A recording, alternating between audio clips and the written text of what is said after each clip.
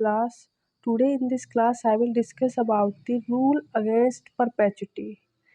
This rule against perpetuity is defined under the section 14 of the Transfer of the Property Act. Perpetuity means rule against perpetuity. Rule against perpetuity.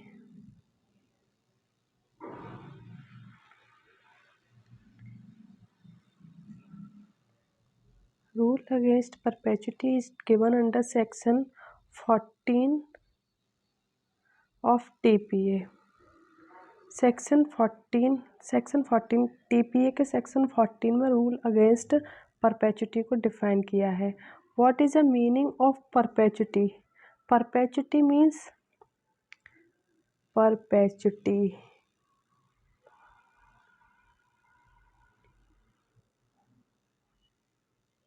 Perpetuity means continue.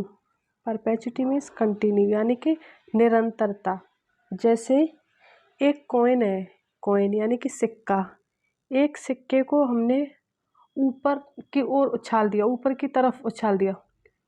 ऊपर की तरफ जैसे हमने उसको उछाला तो वो जब नीचे ज़मीन पर आएगा तो वो कंटिन्यू जहाँ तक उसकी कैपेसिटी है वो मूव करता जाएगा.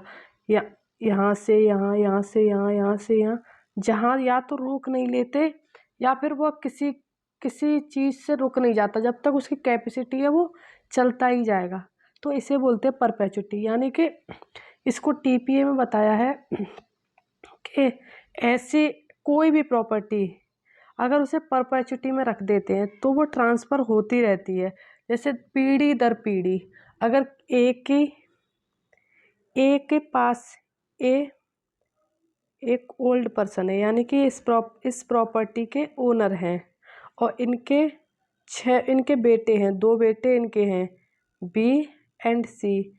ये इनके दोनों बेटे हैं. तो ये प्रॉपर्टी इन्होंने परपेचुटी में रख दी. तो ये बी को और सी को गई, फिर इसके बाद बी और सी के बच्चों को गई, फिर उसके बाद उनके बच्चों को गई, फिर उसके बाद उनके बच्चों को. यानी कि निरंतर चलती हुई तो पीढ़ी दर पीढ़ी ये प्रॉपर्टी चलती गई. तो इसे बोलते हैं परपेचुटी. तो वो ट्रांसफ़र होती रहती है जनरेशन बाय जनरेशन, पीढ़ी दर पीढ़ी ट्रांसफ़र होती रहेगी जब तक उसे रोक लिया नहीं जाता है. इंडिया में ये पहले लागू होता था लेकिन अब नहीं होता है. अभी एक लैंडमार्क केस था टैगोर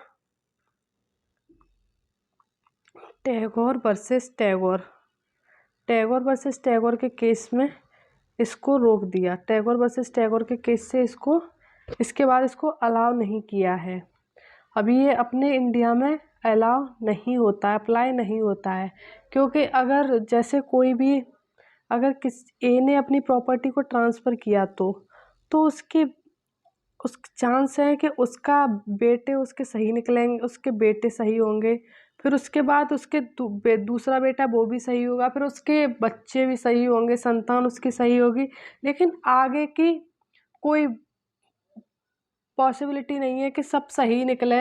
अगर कोई कुसंगति में पड़ जाता है, कुसंगति के साथ रहता है तो और उसके पास तो कोई ऑप्शन नहीं है तो वो इस प्रॉपर्टी को अगर प्रॉपर्टी परपेचुटी में तो वो इस प्रॉपर्टी को नहीं बेच सकता है.